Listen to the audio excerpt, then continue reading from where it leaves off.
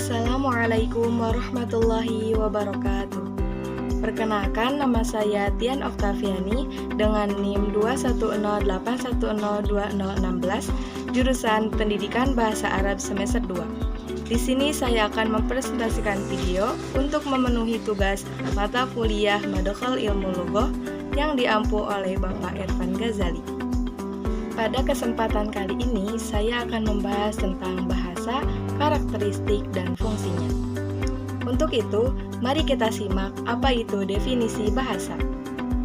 Definisi bahasa dikemukakan oleh para ahli bahasa. Yang pertama adalah Ibnu Jinin yang mengatakan bahwasanya bahasa adalah bunyi-bunyi yang dilakukan oleh masyarakat untuk menyampaikan keinginannya.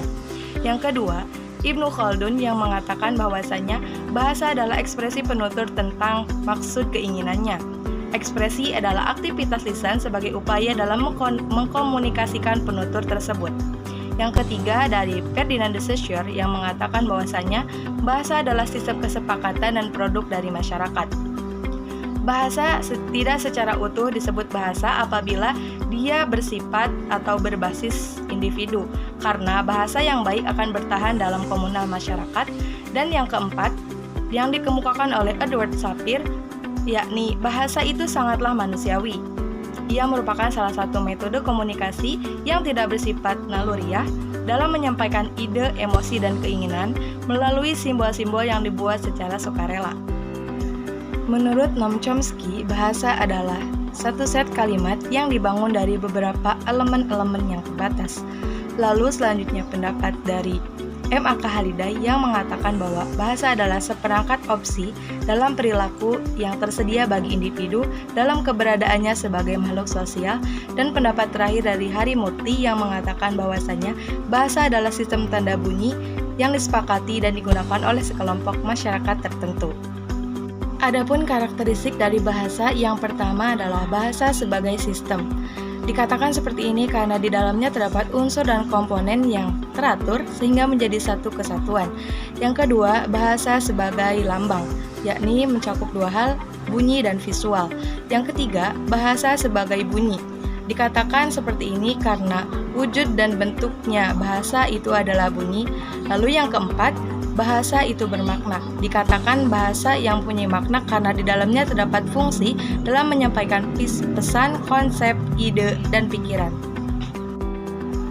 Selanjutnya, bahasa itu arbitrer, artinya tidak ada hubungan wajib antara lambang dengan pengertian makna lambangnya.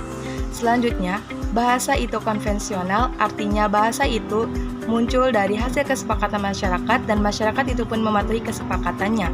Selanjutnya, bahasa itu produktif, artinya meskipun bahasa terdiri dari unsur yang terbatas, namun ia bisa menjadi satu kesatuan yang tidak terbatas.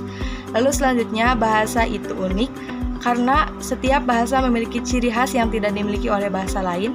Dan yang terakhir adalah bahasa itu dinamis, artinya bahasa itu mengikuti perubahan yang terjadi di masyarakat. Fungsi bahasa. Fungsi bahasa yang pertama adalah fungsi ideasional, yakni sebagai wahana dalam mengekspresikan sesuatu baik berupa ide, gagasan, atau isi pikiran. Yang kedua, fungsi interpersonal, yaitu fungsi bahasa yang dapat memberikan tanggapan, penyikapan, dan penilaian maupun meyakinkan sesuatu. Oleh karena itu, kedua fungsi ini perlu dirujuk pada fungsi yang ketiga, yakni fungsi tekstual, di mana fungsi ini adalah sebagai wahana pembentuk teks. Mungkin cukup sekian yang dapat saya sampaikan, kurang dan kurangnya mohon dimaafkan. Billahi taufiq wal hidayah. Wassalamualaikum warahmatullahi wabarakatuh.